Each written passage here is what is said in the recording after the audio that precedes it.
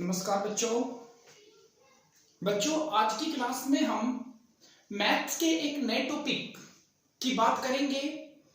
आज का टॉपिक अगर आप बात करेंगे किसी भी एग्जाम में तो यहां से अक्सर 1 नंबर का क्वेश्चन आता रहता है। बच्चों आज मैं आप लोगों को बताऊंगा जातीय मान और स्थानीय मान। ये बहुत ही महत्वपूर्ण टॉपिक है, विशेषकर यूपीटेट एंड सीटेट में तो यहां से एक क्वेश्चन हर बार पूछा ही जाता है। मैं आज आप लोगों को यह बताऊंगा कि जातीय मान होता क्या है और स्थानीय मान क्या होता है। बच्चों हम पहले जातीय मान की बात करेंगे। जातीय मान बच्चे जातीय मान इसे इंग्लिश में हम फेस वैल्यू भी कहते हैं।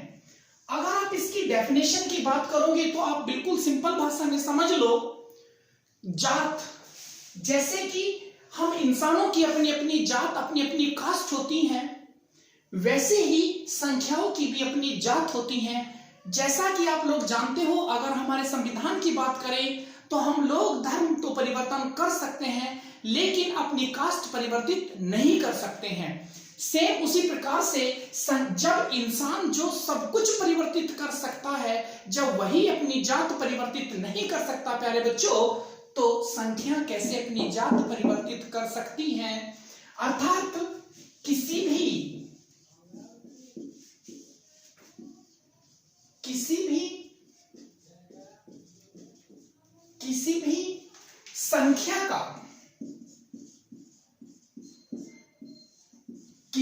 संख्या का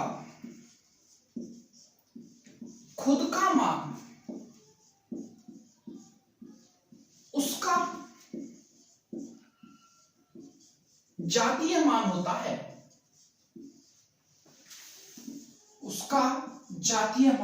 होता है, मैंने आपको बिल्कुल साधारण भाषा में बताई। जिस प्रकार हम लोग अपनी जात नहीं बदल सकते उसी प्रकार संख्याएं भी अपनी जात परिवर्तित नहीं कर सकती हैं। यहां पर आपको याद रखना होगा, एक का अगर आपसे कोई जातीय मान पूछे, चाहे वो कहीं भी हो, एक का जातीय मान हमेशा एक ही होगा।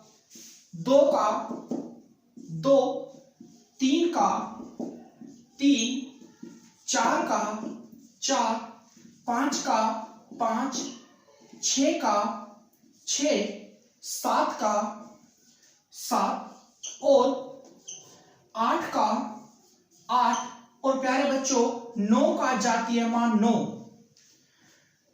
1 का जातीय मान 1, 2 का जातीय मान 2, 3 का जातीय मान 3 और 4 का 4। मैंने आप लोगों को जितनी भी संख्याएं टोटल हमारी 1 का 1, 2 का 2, 3 का 3, 4 का 4, 5 का जातीय मान 5 और 6 का जातीय मान 6, 7 का जातीय मान 7, 8 का जातीय मान 8, 9 का जातीय मान 9 और मैंने आपको बिल्कुल साधारण भाषा में भी लिख दिया है कि किसी भी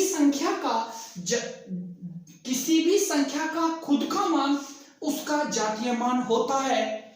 ऐसे ही अभी हम स्थानीय मान की भी बात करेंगे और फिर मैं आप लोगों को बताऊंगा कि परीक्षा में इससे संबंधित प्रश्न किस प्रकार से पूछे जाते हैं। अभी मैं आप लोगों को स्थानीय मान भी बताता हूं। प्यारे बच्चों जैसे आप लोग जानते हो, स्थानीय मान किसे कहते हैं? Place value. ये किसी भी संख्या के स्थान की वैल्यू होती है।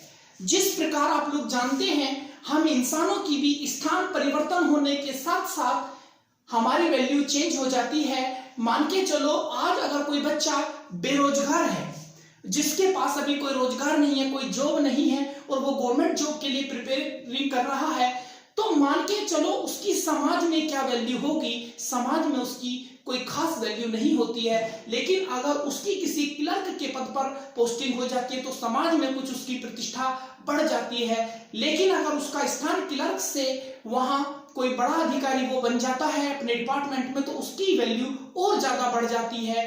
तो जिस प्रकार हमारी पोस्ट बढ़ने पर, हमारा स्थान परिवर्तित होने पर हमारी वैल्यू परिवर्तित हो जाती है, सेम उसी प्रकार से स्थानीय मान भी संख्याओं के परिवर्तित होते रहते हैं। ध्यान देंगे, किसी भी संख्या का स्थानीय मान निकालने के लिए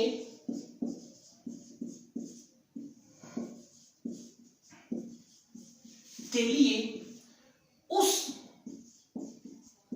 संख्या के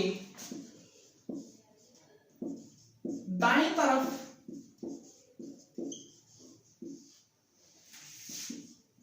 जितनी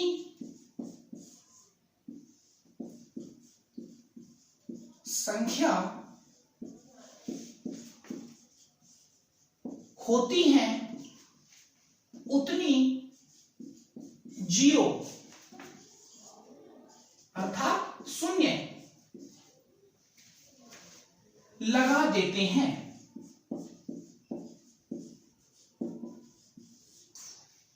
किसी संख्या के दाईं तरफ जितने भी अंक होंगे, जितनी भी संख्या होंगी, उतनी ही क्या लगा देंगे, शून्य लगा देंगे। अब देखो बच्चों, पेपर में या ये क्वेश्चन किस तरीके से पूछा जाता है वो मैं आप लोगों को बताता हूं। जैसा कि आप लोगों ने परीक्षा में कई बार देखा भी होगा, फेस भी किया होगा। मान के चलो एक क्वेश्चन जो आपसे पूछ लिया जाता है, ये पूछ लिया जाता है 6 7 8 3 2 4।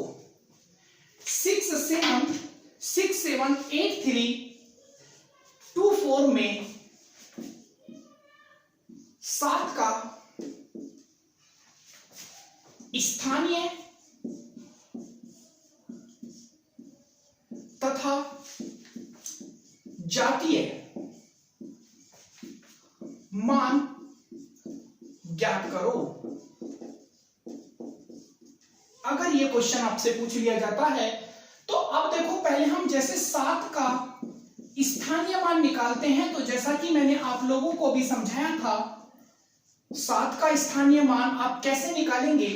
तो पहले ये 7 देखो यहां पर है दायां तरफ, तो दायां इधर होता है, तो 1 2 3 4 कितने अंक हैं, 4, तो कितने जीरो लगा देंगे, 1 2 3 4। ये क्या हो गया, 7 का स्थानीय मान। बहुत ही साधारण है, बहुत ही सिंपल है। अगर अब यहां पर उसने पूछा क्या है, 7 का जातीय मान, तो मैंने आपको जैसा कि पहले ही बताया है कि किसी भी संख्या का जातीय मान अपना खुद का मान होता है, तो 7 का जातीय मान क्या होगा, 7 होगा।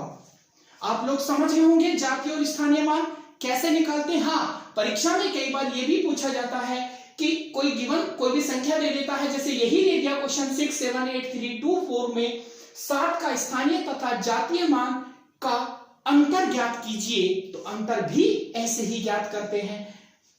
बच्चे बस एक बात आप लोगों को याद रखनी होगी कि जातीय मान को ही अंकीय मान भी कहते हैं। जातीय मान को ही क्या कहते हैं, अंकीय मान।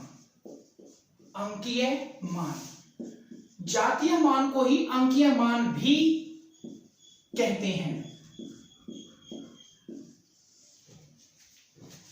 अभी प्यारे बच्चों हम यहां देखेंगे क्वेश्चन और 8 3 2 4 में 2 का जातीय व स्थानीय मान का योग फल ज्ञात करो। ऐसे कई क्वेश्चन आप लोगों को परीक्षा में मिल जाएंगे देखने के लिए। तो अभी देखेंगे हम 2 का क्या निकालेंगे, हम पहले स्थानीय। अगर हम 2 का स्थानीय मान निकालेंगे तो 2 का स्थानीय मान क्या आ गया, 2, और कितनी संख्याएं हैं, तो 1 जीरो लगा देंगे। और बच्चे 2 का अगर हम जातीय मान की बात करेंगे तो 2 का जातीय मान कितना होता है 2। अभी हमें निकालना क्या है इनका योग, तो जोड़ देंगे 2 का 2 ही 2, 2 का 2 2 ही, तो आंसर कितना आया 22। अंतर कहता तो घटा देते। समझ आ गया होगा। धन्यवाद दोस्तों, आज की कक्षा में यही रोकेंगे। इसके आगे का पार्ट हम इसके नेक्स्ट वीडियो में पढ़ेंगे। दोस्तों धन्यवाद।